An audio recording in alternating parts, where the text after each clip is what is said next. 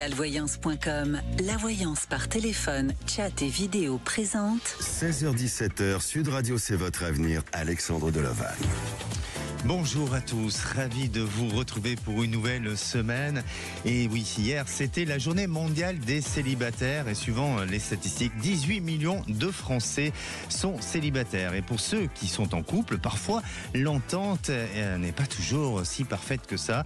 Alors, les témoignages de nos auditeurs vous le confirment tous les jours, les différents témoignages et histoires aussi que nos auditeurs peuvent raconter, eh bien, sont parfois parsemé de problèmes et de difficultés dans le couple.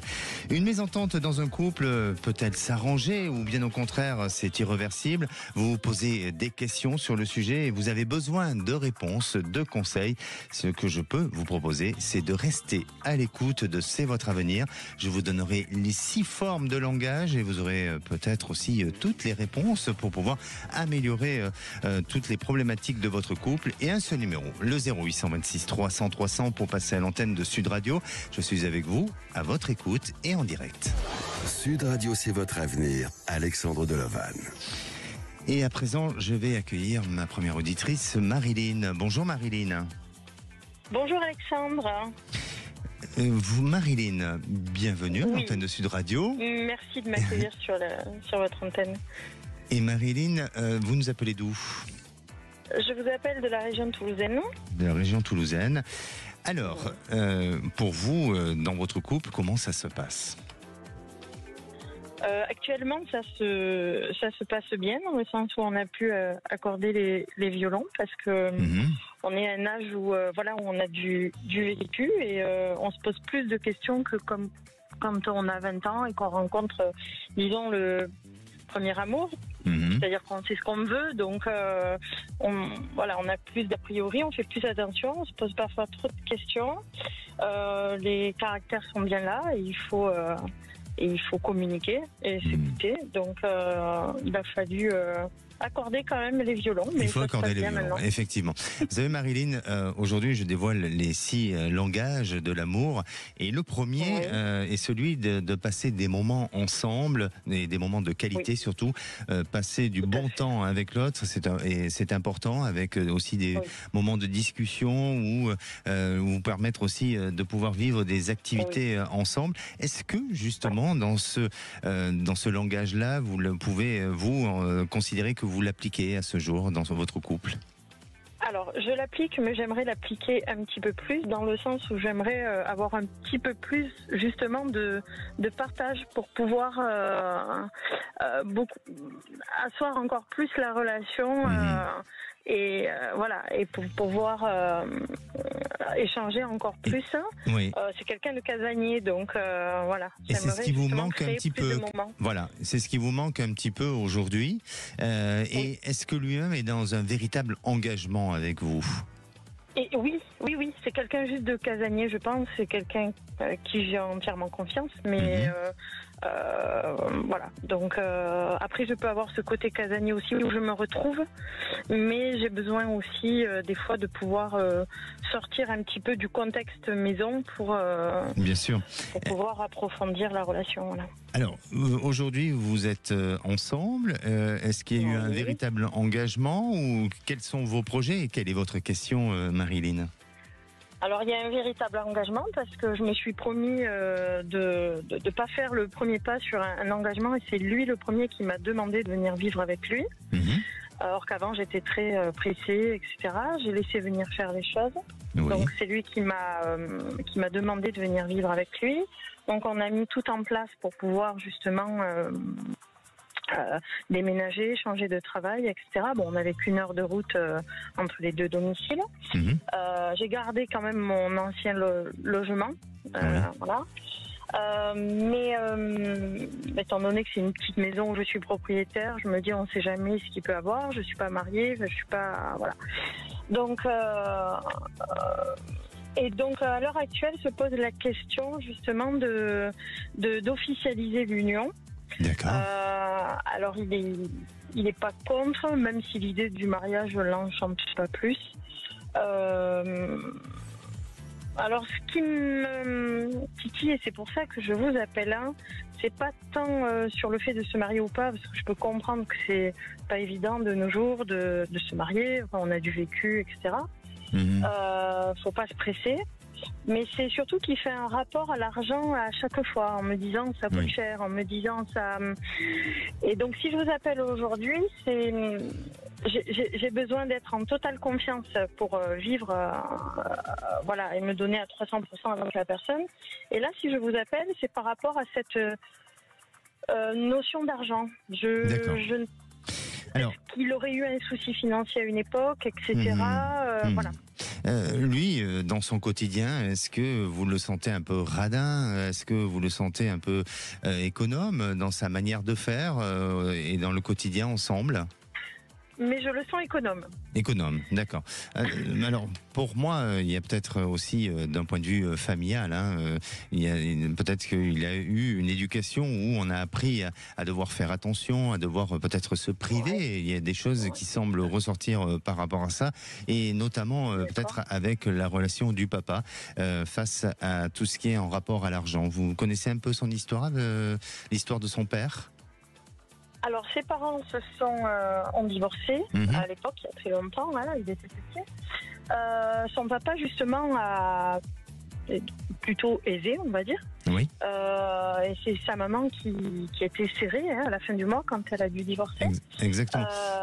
Et je pense que, de ce que je ressens, peut-être que son papa n'a pas su, dans la gestion des finances, le faire toujours correctement, et aussi le fait d'avoir une maman qui, à l'inverse, bien se prive, et ça fait que aujourd'hui votre compagnon, lui, est dans une certaine forme de peur, de crainte, vous voyez, de doute par rapport à l'aspect matériel et financier. Mais il faut faire attention, parce que à un moment donné, ça peut malgré tout priver le couple, et ça peut amener à des fragilités, et ça peut être aussi des sources de problèmes et de difficultés entre vous. Donc pour moi, je le sens lâcher un petit peu et s'améliorer sur ce sujet-là. Mais malgré tout, il lui reste quelques blessures émotionnelles, familiales qui sont là et qui sont présentes, sur lesquelles vous n'allez pas le changer du tout au tout, mais il y a quand même une petite amélioration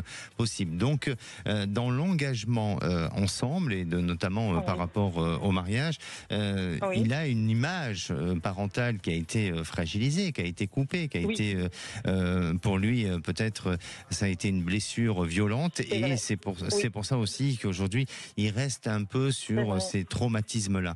Maintenant, il faut juste laisser du temps ensemble. Ça fait combien de temps que vous êtes ensemble ? Une petite année. Oui, donc c'est trop tôt pour aujourd'hui ouvrir le sujet. Mais pour moi, il y a du potentiel, et il y a des possibilités à ce que vous puissiez, à un moment donné... Si vous voyez Mais je vois une robe blanche. Pseudo-union, quelque chose. Oui, je vois une robe blanche. Je vois... Bien sûr, okay. Je sens qu'il y a quelque chose qui vous permet de vous rapprocher, de vous unir, et d'avancer l'un à côté de l'autre, parce qu'il tient à vous et il est attaché à vous. D'accord ? Oui, tout à fait. Voilà. Bon, c'était surtout ça, voir si c'était vraiment un vrai problème de fond, ou c'était il n'a pas de souci particulier. Exactement. Merci à vous, Marilyn. Prenez soin de vous. Je vous suis. Merci beaucoup. Au revoir. Et à présent, j'accueille Aurore. Bonjour, Aurore.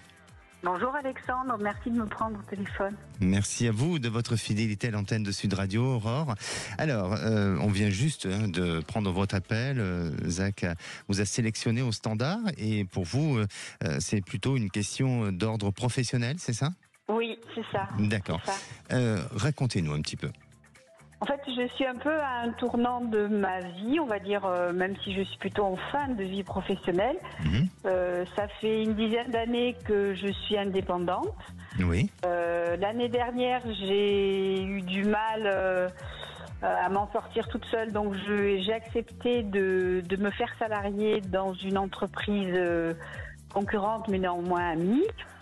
Et là, ça fait donc 1 an que j'y suis, et je n'arrive qu'à y retourner. Je sens que c'est pas ma place, et je ne sais pas si je dois reprendre mon activité indépendante, persister dans cette entreprise même si je me sens pas du tout le courage d'y retourner, ou si je dois carrément changer de voie, faire autre chose, chercher ailleurs, je sais pas trop. Oui. Voilà. C'est un peu le flou. Ça fait 2 mois que je suis en arrêt, en dépression, parce que je suis vraiment perdue dans dans mes choix. Je sais pas quoi faire. Oui. Vraiment. Allez, pensez à votre futur professionnel. Donnez-moi une couleur, s'il vous plaît. Bleu marine. Bleu marine. Effectivement, hein, vous avez beaucoup de peur et de crainte, et notamment par rapport à vos expériences passées. Il y a eu des choses qui ont été pour vous difficiles, et vous avez été. Il y a eu une interruption professionnelle qui s'est déroulée précédemment, et qui a été mal vécu chez vous. Il y a le Covid qui m'a beaucoup perturbée et qui m'a. Enfin, j'ai rencontré en même temps une personne avec qui je devais faire des choses professionnelles, enfin des projets professionnels, et ça s'est pas passé. Donc c'était un peu trop mélangé en fait. Exactement. Et vous avez été face à une déception, et aujourd'hui vous êtes prudente, et à la fois trop de prudence vous amène à nourrir des peurs et à ne pas avancer comme vous le souhaitez. Donc pour moi, continuez comme ça, ne lâchez rien, parce que vous n'êtes pas dans une bonne période. Ça va changer, hein, ça va évoluer, mais aujourd'hui vous êtes fragile, et si vous souhaitez changer tout, vous n'avez pas cette ressource et cette énergie pour aller vers un climat de confiance. Il y aura un changement important qui s'annonce pour vous, mais je dirais que dans une période de 3 à 4 mois, où là vous allez avoir une perception des choses beaucoup plus claire et beaucoup plus déterminée. Mais en attendant, ça reste toujours dans cette notion d'hésitation, de flou, vous voyez, de choses sur lesquelles, pour moi, si vous deviez stopper, arrêter aujourd'hui, c'est prendre beaucoup de risques, et c'est vous continuer à vous mettre en difficulté. D'accord. Attendre 3-4 mois encore. Exactement. Et moi, je vous invite à nous rappeler dans cette période-là, pour qu'on puisse refaire un point et peut-être prolonger ma perception et ma vision de votre futur professionnel. Très bien. D'accord. Merci beaucoup. Merci à vous. Merci, Prenez soin de vous, Aurore. Merci. Au revoir. Allez, on va faire une petite pause et on va se retrouver avec notre auditrice Stéphanie. Stéphanie et son épouse sont mariés depuis 7 ans et ont aussi un enfant de 2 ans et demi. Et Stéphanie aimerait savoir quel est l'avenir de son couple, car ça devient invivable. Elles se disputent très souvent. Alors ça tombe bien, puisqu'aujourd'hui on parle de la mésentente dans le couple. Et puis bien sûr, je vous donnerai aussi toutes les formes de langage de l'amour. C'est juste après le temps d'une pause. Dans un instant, retour de C'est votre avenir sur Sud Radio. Pour 16h-17h, Sud Radio C'est votre avenir, Alexandre Delaval. Et de retour dans votre émission C'est votre avenir. Alors si vous vous posez des questions sur l'avenir de votre couple, ou tout simplement savoir si vous allez rencontrer quelqu'un, ou bien sur d'autres sujets, un seul numéro, le 0826 300 300, Zach au standard est là pour vous répondre. Et bien sûr, si vous êtes sélectionné, vous passerez à l'antenne de Sud Radio. Et à présent, on parle du sujet du jour, sur la mésentente dans le couple. Et vous êtes bien sûr en couple, et le quotidien vous fait vivre des hauts et des bas, ce qui pourrait paraître logique au fil du temps. Alors, lorsque la phase de lune de miel est derrière vous, et que la passion commence à s'estomper, la complicité devient essentielle pour garder le couple uni. Dans un premier temps, le respect mutuel est aussi important. C'est aussi avoir confiance en l'autre et accepter ses traits de caractère. Vous devez reconnaître les forces et l'équilibre qu'il peut apporter dans votre vie.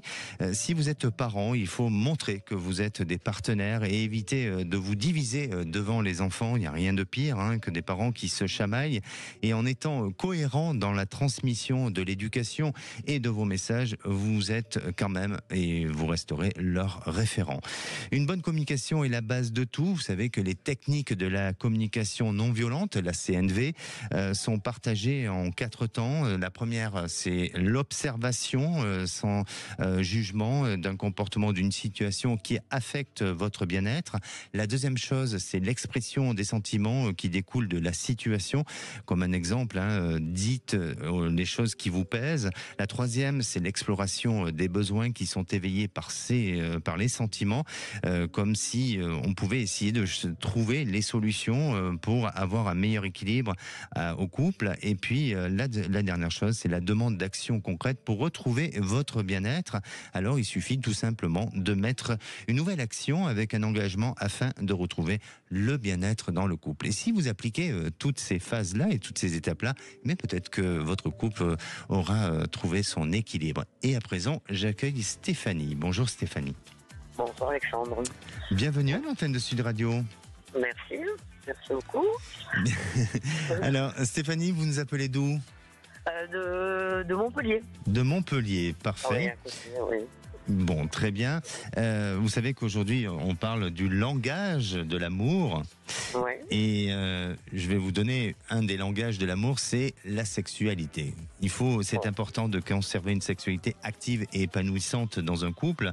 Et puis c'est pour la santé du couple, bien sûr. Et rappelez-vous que plus vous faites l'amour pour les bonnes raisons, et plus vous en aurez envie de faire l'amour. Il n'existe pas de recette miracle pour faire perdurer l'amour, mais il faut peut-être y mettre du sien. Et si je parle de ce langage-là, est-ce que vous, dans votre couple, vous avez une sexualité épanouissante ? Oui. Pour le coup, oui, on n'a pas de problème de ce côté-là. Bon, super. Par contre, oui, au niveau de la communication, c'est très très compliqué. Oui. Et depuis le départ, on est on a l'impression qu'on se comprend pas en fait, parce que des fois on se dit des choses, mais la personne en face ne comprend pas, interprète mal les choses qui sont dites, que ce soit de ma part ou de la part de ma compagne, finalement. Et puis ça s'est accéléré depuis que notre petit garçon est arrivé. Et du coup, on est tout le temps en conflit permanent. Et sans arrêt, pendant 3 jours, ça va bien. J'ai l'impression qu'elle a besoin de se nourrir, d'être en conflit pour avancer. Elle a besoin d'être nourrie pour quelque chose qui ne va pas, en fait. Donc, ça y est pas bien. D'accord. Est-ce que vous avez l'impression qu'elle est susceptible ? Oui, très aussi. Oui, très aussi. Et j'ai du mal des fois à lui dire les choses, parce que sinon, des fois, ça peut prendre des ampleurs démesurées par rapport à un sujet quelconque, des fois. D'autant qu'on travaille ensemble aussi. On travaille sur le même lieu. Donc, est-ce que vous n'avez pas le sentiment que vous surconsommez un petit peu le fait que vous travaillez ensemble, que vous vivez ensemble, vous mangez ensemble, vous dormez ensemble, enfin, vous pensez ensemble ? Est-ce que justement cette relation à un moment donné elle s'use pas et qu'il y a un besoin chacun d'avoir un peu sa bouffée d'oxygène, non ? Je pense aussi, mais on n'arrive pas à se libérer du temps aussi chacune pour nous, donc c'est vrai que ça peut être très compliqué, quoi. Stéphanie, ça fait 7 ans que vous êtes ensemble. Ouais. Et je vais vous poser une question vraiment directe, mais est-ce qu'entre vous, il n'y a pas eu à un moment donné un besoin d'aller voir ailleurs, ou est-ce qu'il n'y a pas eu, je dirais, un coup de canif dans le contrat, toutes les deux ? Non, pas du tout, parce que vraiment on n'a pas envie d'aller voir ailleurs ni l'une ni l'autre, pour le coup, donc ça non. Mais vous n'avez pas de doute à ce sujet-là ? Non, je n'ai pas de doute à ce sujet-là, ni d'un côté ni de l'autre, donc non. D'accord. Aucun doute là-dessus. Et principalement, les sources de conflits que vous avez ensemble sont liées à quel sujet ? Le sujet du quotidien, moi je suis pas trop dans mes papiers. Après moi je regarde pas tout ce qu'elle fait. Enfin je reproche pas, je fais pas des reproches, mais elle me reproche de pas faire des choses qu'elle le fait. Mais moi je fais autre chose qui complète bien. Et du coup j'ai l'impression qu'elle en demande trop, qu'elle m'en demande beaucoup, qu'elle attend beaucoup de choses de moi en fait que je ne suis pas. Ce matin par exemple elle m'a dit si tu faisais pas, comment elle m'a sorti, enfin, que si je faisais pas, j'ai dit oui mais ce serait pas moi en fait, c'est vrai que si j'étais quelqu'un d'autre, mais si tu faisais pas ce que tu faisais, j'ai dit oui mais ça serait pas moi finalement, donc j'ai l'impression qu'elle aimerait que je change et me changer, alors que j'ai 45 ans pour me changer maintenant. Bien sûr. Alors moi il y a deux aspects qui semblent ressortir dans votre couple. Déjà dans un premier temps j'ai l'impression que bien sûr, on parle tous les deux et votre compagne n'est pas là pour pouvoir peut-être compléter des informations, mais j'ai l'impression qu'il y a une certaine forme de frustration. Aujourd'hui, vous êtes peut-être ensemble privés de pas mal de choses pour pouvoir avancer, pour pouvoir faire en sorte que vous puissiez vous en sortir dans la vie, l'activité. Vous voyez, vous avez donné beaucoup de privations sur le côté professionnel, sur pas mal de choses, et votre compagne ressort avec certaines formes de frustration.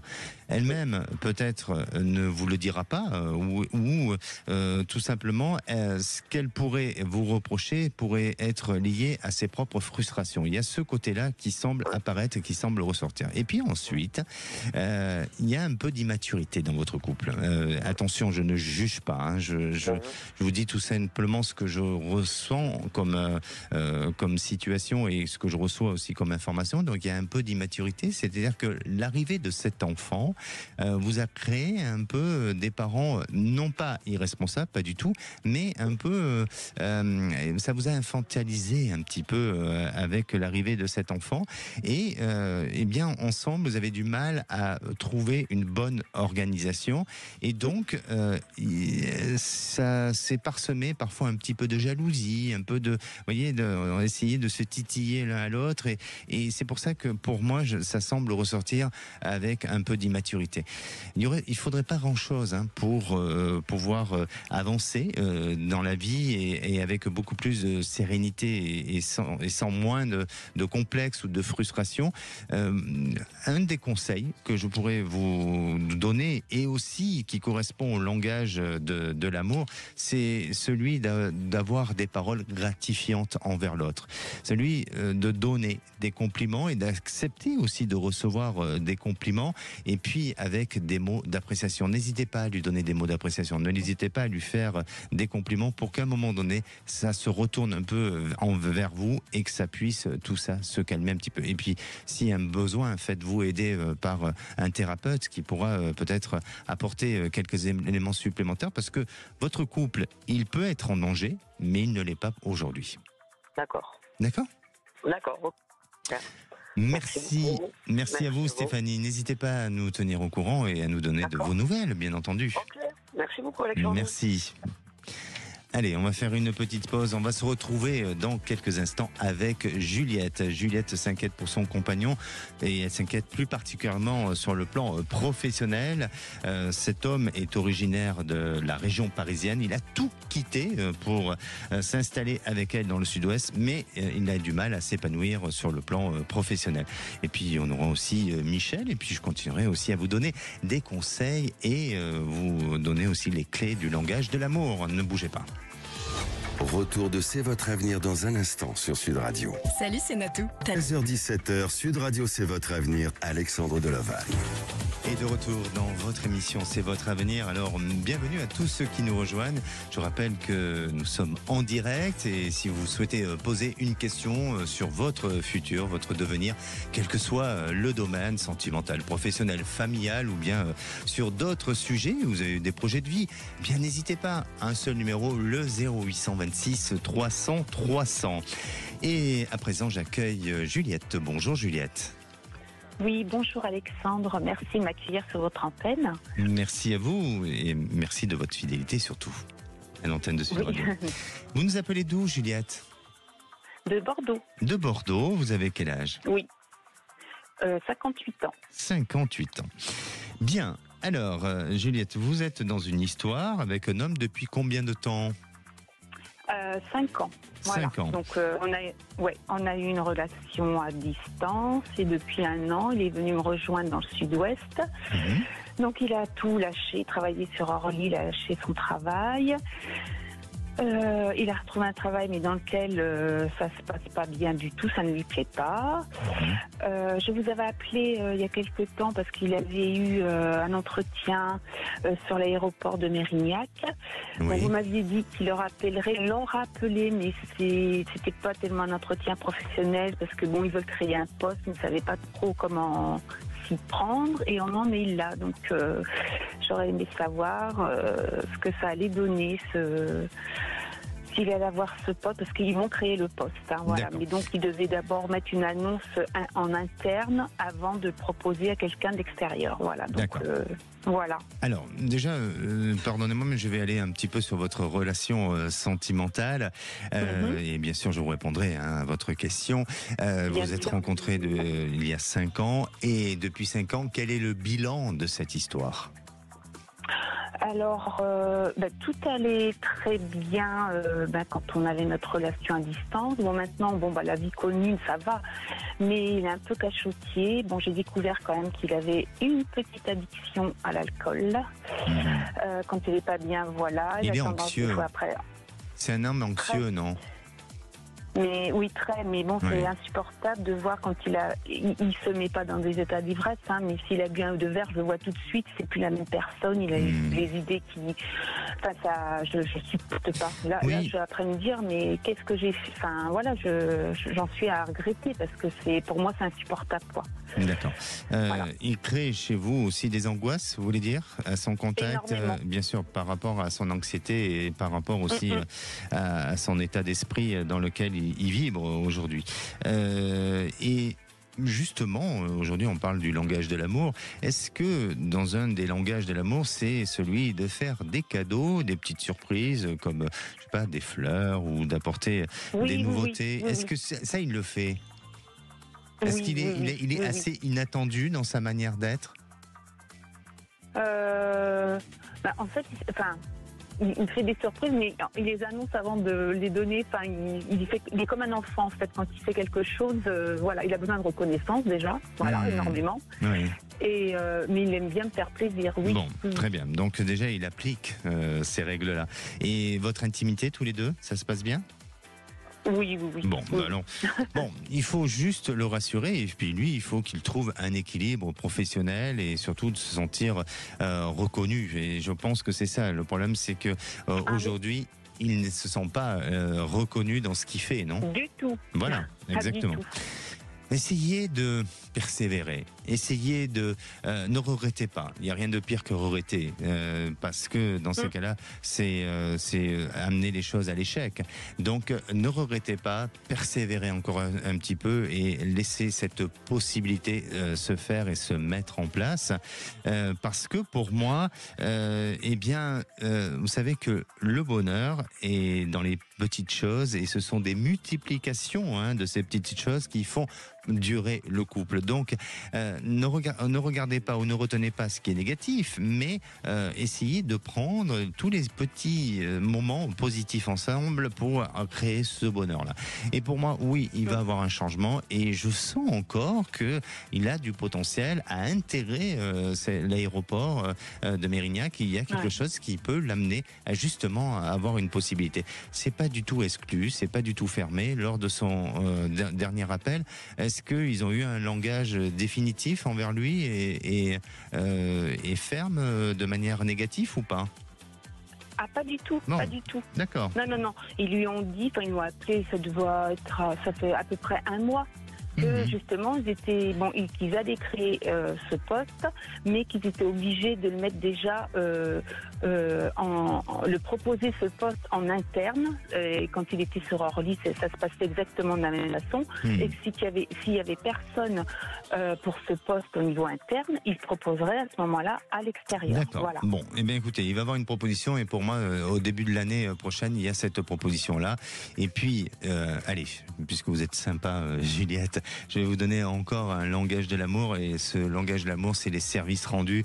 N'hésitez pas à porter des petits gestes du quotidien et aussi à le rendre ou à le concerner sur ces gestes-là, c'est-à-dire à lui demander de vous aider à faire la cuisine, à faire peut-être du ménage ou à faire.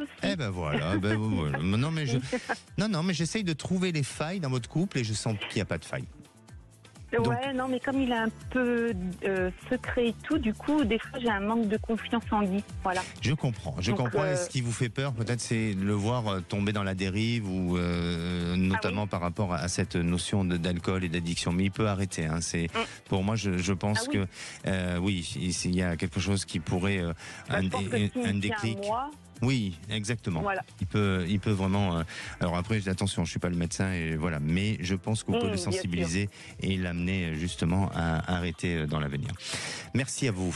Merci. Merci beaucoup, Et Alexandre. prenez soin de vous, Juliette. Merci. Au revoir. Merci. Et à présent, on accueille Michel. Bonjour Michel. Oui, bonjour. Bienvenue à Et l'antenne de merci Sud de m'accueillir Radio. dans votre émission. Mais merci à vous de votre fidélité à l'antenne de Sud Radio, Michel. Michel, vous vous inquiétez pour votre fils, c'est ça? C'est ça, oui. Je m'inquiète pour lui. Il a une décision à prendre et il n'arrive pas à la prendre. Et il est informé de mon appel. Il me remercie de l'avoir fait. Il est en rendez-vous de travail, donc il ne peut pas assister là. D'accord. Voilà. Alors, votre fils, il a quel âge? Il est né en 88, donc il doit avoir 36 ans, je pense. 36 ans. Et quelle est sa problématique à votre fils? Sa problématique, c'est que c'est un garçon qui a un caractère vif, charmeur, généreux, entrepreneur sérieux, il est très motivé, Oui. est toujours en recherche d'innovation. Il a du personnel avec qui il s'entend bien, enfin, il est jeune, avec des équipes jeunes. Jusqu'à ce jour, on peut dire que tout lui est réussi. Alors, son problème, c'est que c'est au niveau sentimental, surtout. Il est célibataire, mais enfin, il vit en couple depuis quelques années avec une personne énergique, intéressée quand même, qui ferait tout pour arriver à ses fins. Qui? Elle est même un garçon de 9 ans, Oui. qui a le même âge que son fils, parce qu'il a un fils lui aussi. D'accord. Il a apprécié son caractère exubérant, mais il n'a pas accordé toute la confiance qu'il devait. C'est-à-dire qu'il est resté toujours célibataire et dans cette situation. D'accord. Aujourd'hui, il y a 2 ans, il a fait la connaissance et il est tombé sur le charme d'une personne mariée avec 2 enfants. Oui. Une personne charmante, bon, enfin. Et cette liaison a été mise à jour par le mari jaloux et a provoqué un bouleversement général il y a un mois de ça. Donc il est dans un choix, il est face à un choix, c'est ça? Il est face à un choix. D'accord. D'accord. Et il est où le problème? Eh ben, le problème, c'est que dans cette situation, il fait souffrir quand même pas mal de personnes. Le problème, c'est qu'il ne sait pas où se diriger. Parce que vous voulez dire que cette situation s'est représentée à plusieurs reprises? Non, c'est présenté en fait d'un coup, je l'ai découvert moi maintenant là. D'accord. Et il le vit très mal quoi. Alors, je vais vous poser une question, Michel. Quelle a été la relation vous avec votre épouse? Moi, la relation avec mon épouse, c'est très très très proche quand même. C'est une relation, on s'occupe pas mal des enfants. On a une relation classique de 50 ans de mariage quoi. D'accord. Et il n'y a pas eu de cassure entre vous ou à un moment donné de problèmes d'adultère ou de choses comme ça? Non, jamais. D'accord. Parce que parfois, les enfants peuvent faire référence à vous savez, les parents sont les référents de l'éducation et tout ça. Donc, ça pourrait arriver que, s'il y avait eu un problème dans ce sens-là. Mais moi, écoutez, Michel, ce que je ressens, c'est uniquement passager. Vous êtes inquiet parce qu'effectivement, par rapport au profil de personnes que vous donnez, ça donne pas le sentiment d'une véritable stabilité, que ce soit avec l'une ou avec l'autre. Ça, c'est sûr. Et donc vous êtes plutôt inquiet par rapport à ça. Bon, le fait aussi que bien sûr il peut faire souffrir ces personnes, mais dans l'amour il y en a toujours un qui malheureusement parfois aime plus que l'autre, et parfois il y a des histoires aussi qui ont une fin. Donc il faut l'accepter et l'intégrer dans ce sens-là. Après, je pense pas que votre fils soit un manipulateur. Je pense pas que ça soit quelqu'un qui soit dans la perversité, tout ça. Il est juste dans le trouble affectif, du choix et tout ça. Mais pour moi, Michel, ça sera ni l'une et ni l'autre. Voilà, c'est ce que j'attendais de savoir. Eh ben, écoutez, ça sera ni l'une ni l'autre. Donc, je crois pas qu'il faut qu'il se précipite sur sa décision, qu'il vive ce qui semble bon pour lui de vivre, comme son cœur lui parle. Mais la vie l'amènera à prendre une décision dans une période d'1 an à peu près, à prendre une décision face à un autre choix et avec une autre personne. Et là, par contre, votre fils trouvera une stabilité et un bon équilibre. D'accord ? Eh bien, je vous remercie, c'est ce que je voulais un peu entendre. Bon, super, Michel. Prenez soin de vous et puis surtout, envoyez le bonjour à votre fils. Merci. Merci, à très bientôt. Et à présent, j'accueille Véronique. Bonjour Véronique. Bonjour Alexandre, enchantée de vous avoir. Moi je suis ravi aussi Véronique, et vous nous appelez d'où? De Biscarrosse, dans les Landes. Un joli endroit, Biscarrosse. C'est très sympa à vivre, non? Oui, c'est très agréable. C'est très agréable, effectivement. Vous avez l'océan et vous avez le lac, donc c'est parfait. Tout à fait. Voilà, vous avez tout. Et la montagne pas très loin en plus. Et la montagne, c'est ça. Bon, on est très bien. Voilà, exactement. Alors, dites-moi, quelle est votre question, Véronique? Alors, je suis en reconversion professionnelle. J'ai pris une disponibilité pour pouvoir me lancer dans un milieu énergétique. Je fais des canalisations et j'ai à cœur d'amener un autre regard aux gens et pour qu'ils arrivent à transformer les expériences qui peuvent les bloquer. Donc je me suis lancée il y a à peu près 1 an, mais ça vivote. Oui. Et voilà, je me demande si, même si j'ai à cœur de le faire, si c'est quelque chose qu'il faut que je continue, si c'est plus un test ou si je me suis trompée de chemin et que Véronique, j'ai autre chose à faire. Excusez-moi, je vais vous interrompre, mais parce que j'ai déjà la réponse. Déjà, dans un premier temps, vous ne vous êtes pas trompé de chemin, mais vous êtes un peu avant-gardiste et c'est pas le moment, c'est pas la bonne période.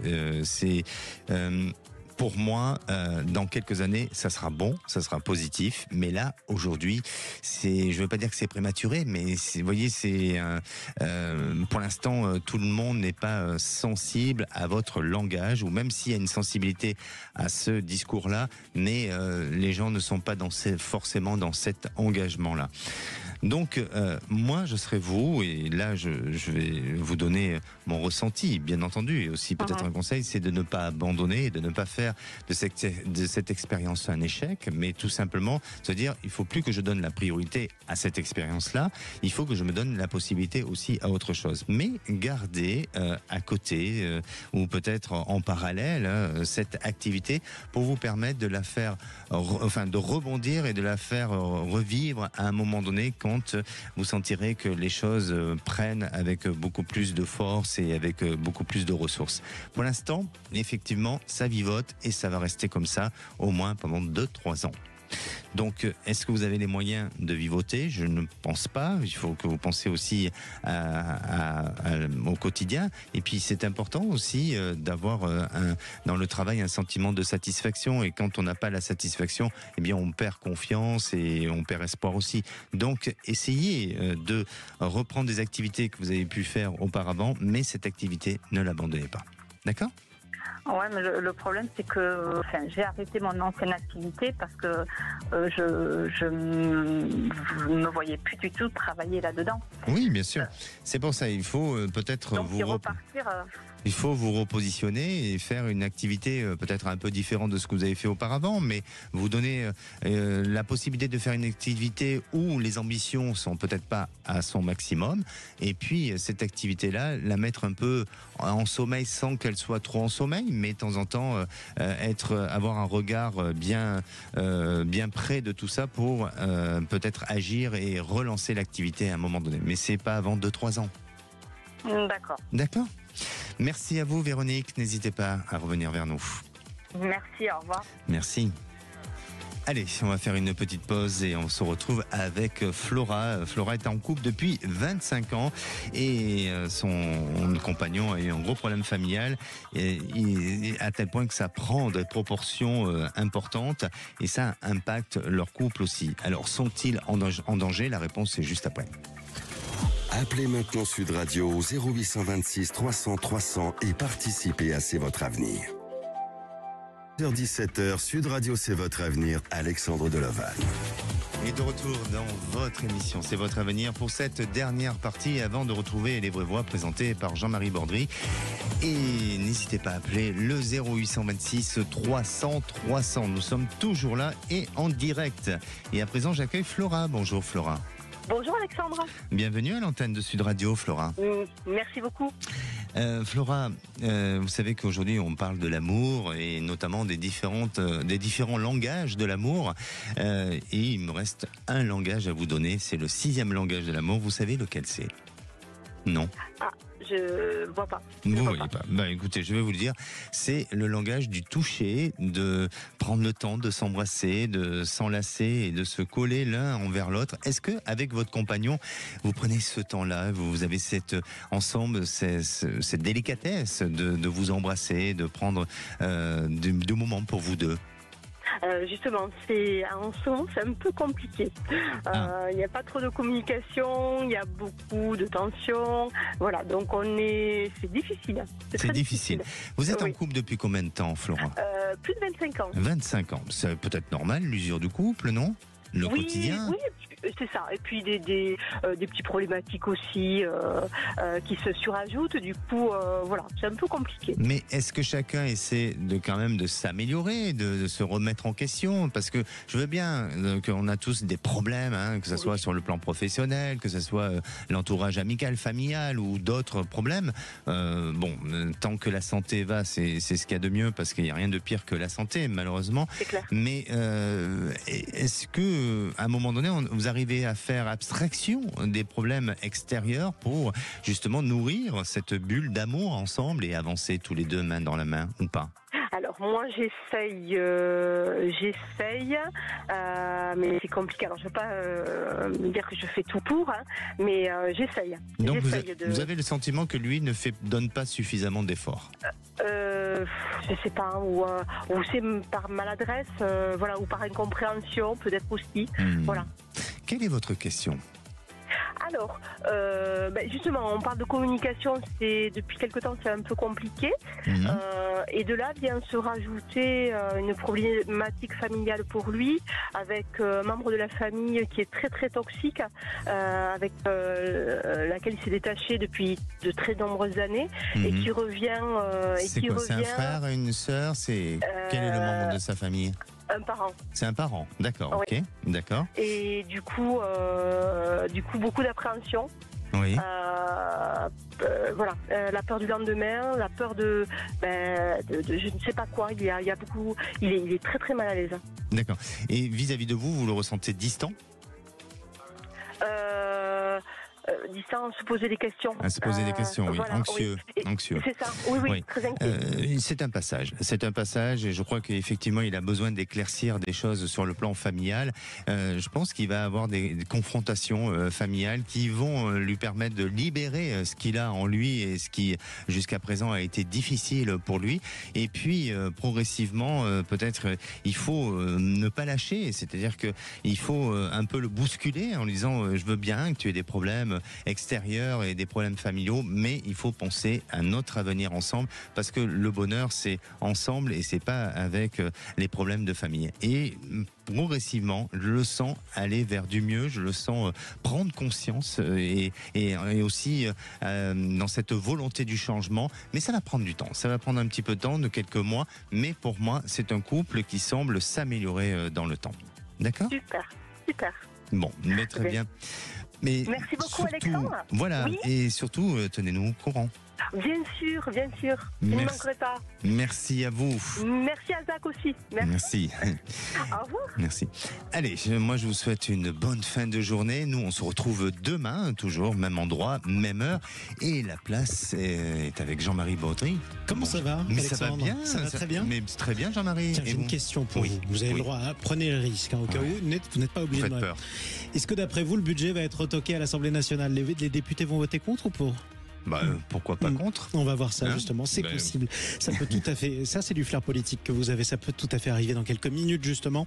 On va en parler dans les vraies voix avec cette question: est-ce que le gouvernement Barnier est l'otage des différents partis politiques, entre les uns qui se targuent d'obtenir des avancées sociales, les autres qui obtiennent de nouveaux impôts?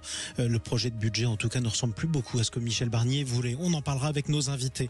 On va aussi revenir à 18h40, on va retourner à l'école. Tiens, vous avez votre brevet, j'ai eu mon brevet. Oui. Faut-il le rendre obligatoire pour entrer au lycée?